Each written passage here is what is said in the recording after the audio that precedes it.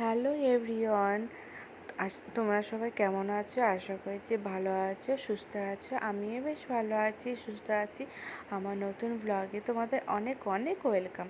তো 3-4 দিন ধরে তো টানা তো বৃষ্টি হচ্ছে, রাস্তাঘাট পুকুর সব জলে থই থই করছে। তো আমাদের বাড়িতেও কিছুটা জল উঠেছিল, কিছুটা বলতে অনেকটাই জল উঠেছিল। তাই আজকে বিকেলবেলা কিছুটা জল কমেছে, তাও অনেকটাই আছে। তো বাবান তো ঘুম থেকে উঠে দেখে উঠোনে জলের এই অবস্থা। তো ও তড়িঘড়ি করে তো জলে বেশ নেমে পড়লো। তো বাবান তো জল দেখে তো খুব খুশি, জলের উপর তো ঝাঁপিয়ে পড়লো, কতবার বসেও পড়েছিল। তাই আমি বললাম থাক একটুখানি, ও জল তো ভীষণ ভালোবাসে, তাই একটু জলে থাক। কিন্তু বেশিক্ষণ থাকলে কি বলো তো, বৃষ্টির জলে ঠান্ডা লেগে যাবে। কিন্তু ওকে অনেকবার ওঠানোরও চেষ্টা করছিলাম, ও কিছুতেই উঠতে চাইছিল না। তো অনেকক্ষণ হয়ে গেছিলো, তখন দেখলাম যে না, আর তো থাকা চলবে না, থাকলেই ঠান্ডা লেগে যাবে। তাই আমি ওকে জোর জবরদস্তি করে আমি ওকে ঘরে নিয়ে চলে এলাম। দেখো জামা প্যান্ট কিন্তু পুরোটাই ভিজে গেছে। তো চলো, এখন বাজে 5:30। একবার ভেবেছি যে একটু পোলাও করব। সকালের দিকে আমি আলুর দমটা করে রেখেছিলাম। তো বাসন্তী পোলাও করব যখন, তখন ভাবলাম চলো তোমাদের সঙ্গেও শেয়ার করা যাক আমি কী করে বাড়িতে বাসন্তী পোলাও করি। তো আমি প্রথমে এখানে কাপ মানে কাপে মেপে নিয়েছিলাম। তোমরা যখন নেবে যেটাতে করবে মেপে করবে, আন্দাজে করো না, তাহলে জলের পরিমাণ ঠিকঠাক না থাকলে কিন্তু পোলাও পারফেক্ট হবে না। তো আমি এখানে কাপে মেপে 2 কাপ চাল নিয়ে নিয়েছিলাম। আর আমি 10 মিনিটের মতন ভালো করে চালটা 2-3 বার ধুয়ে আমি ভিজিয়ে রেখেছিলাম। মোটামুটি 5 থেকে 10 মিনিট ভিজিয়ে রেখেছিলাম। তোমাদের যদি হাতে সময় না থাকে তাহলে তোমরা না ভেজালেও পারো, কোনো অসুবিধা নেই। তো আমার হাতে সময় ছিল, তাই আমি 10 মিনিটের মতন ভিজিয়ে রেখেছিলাম। ভেজানো হয়ে গেছে, আমি এবার চালটাকে এক করে একটা ছাঁকনিতে ছেঁকে একটা থালাতে মেলে দেবো, চালটা যাতে একটু ঝুরঝুরে হয়। তো আমি এখানে থালাতে মেপে আমি রেখে দিলাম। তো এখানে আমি কিছু মশলা দেবো, কিছু মশলা বলতে 4টে কাঁচা লঙ্কা আর 2 টুকরো আদা আমি বেটে নিয়ে চালের মধ্যে দেবো। তো এখানে আমি একটা বাটিতে আমি কিছুটা ঘি গরম করে নিয়েছিলাম। ঘিটা ভালো গরম হয়ে গেলে তারপর গ্যাসের ফ্লেমটা বন্ধ করে দেবে। তারপরে হলুদটা দিয়েছিলাম। এইভাবে যদি করা হয় পোলাওর কালারটা খুব ভালো আসে। তো আমি এইভাবেই করি। তো আমি এখানে আদাটা আর কাঁচা লঙ্কাটা বেটে নিয়েছি, সেটা দিয়ে দেবো। আর যেটা হলুদ গোলাটা আর ঘিটা করে রেখেছি সেটা দিয়ে দেবো। সেটা সবটাই দিয়ে দেবো। আমি ঘিটা একটু বেশিই দিয়েছিলাম। তো আমি সম্পূর্ণ ঘিটা দিয়ে দেবো। আর কিছু দিয়ে দেবো গরম মশলা। সবগুলো একসঙ্গে মিশিয়ে ভালো করে মাখিয়ে আমি আবার 5 মিনিটের মতো রেখে দেবো। তো আমি ভালো করে প্রথমে চামচ দিয়ে ভালো করে হচ্ছিল না, তাই হাত দিয়েই আবার ভালো করে মাখিয়ে রেখে দিলাম। ততক্ষণে আমি পাশে আবার একটা কড়াই চাপিয়ে দেবো। তো দেখো, আমি ভালো করে মাখানো আমার হয়ে গেছে। তোমরা এইভাবে বাড়িতে একবার ট্রাই করো, সত্যি বলছি ভীষণ টেস্টি হয়। তো আমি এদিকে একটা কড়াই চাপিয়ে দিয়েছি, কড়াইতে সামান্য ঘি দিয়েছি। আর ঘিটা গরম হয়ে গেলে এক এক করে আমি শুকনো মশলাগুলো দিয়ে দেবো, যেমন এলাচ, লবঙ্গ, তেজপাতা আর 3টে শুকনো লঙ্কা। এটা ফোড়নে দেবো। তো এটা আমি ভালো করে একটু ভেজে নেব যতক্ষণ না একটা ভালো একটা সুগন্ধ না আসে।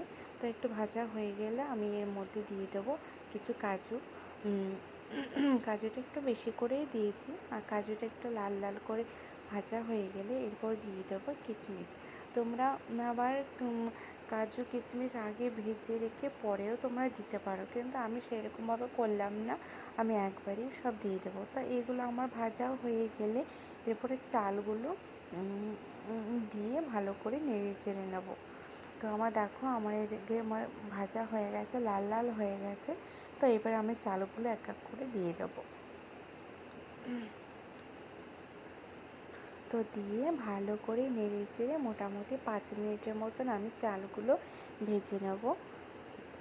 তো সম্পূর্ণ চালটা আমি দিয়ে দিলাম।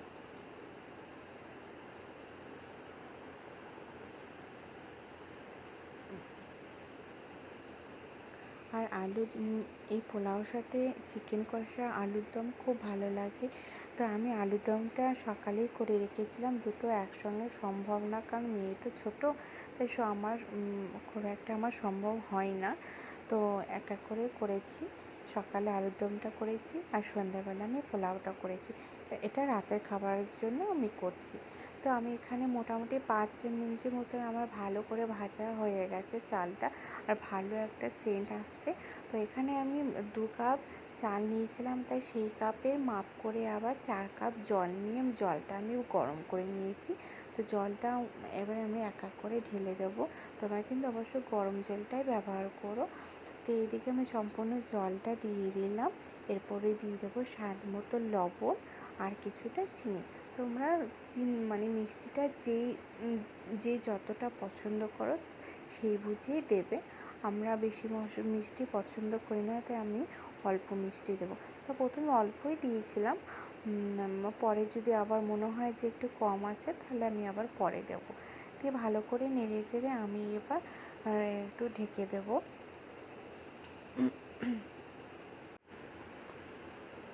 ঢেকে দিয়ে গ্যাসের ফ্লেমটা একদম লো করে দেবো। এই ঢেকে ঢেকে রান্নাটা করব। দেখো আমি 5 মিনিট পরে আবার ঢাকনাটা খুলেছি, এখনও হয়নি, মোটামুটি এখনও অনেকটা দেরি আছে। তো মাঝে মাঝে আমি ঢাকনাটা খুলে একটু নেড়ে দেবো, নাহলে নিচে লেগে যাওয়ার সম্ভাবনা আছে।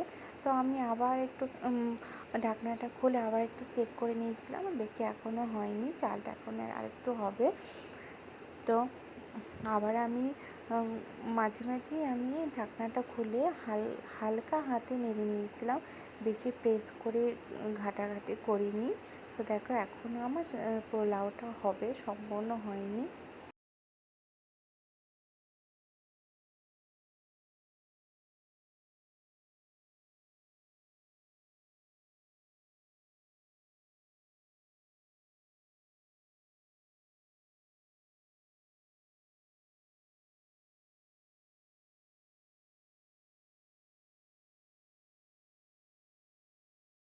এবার দেখো আমার পোলাওটা সম্পূর্ণ রেডি হয়ে গেছে।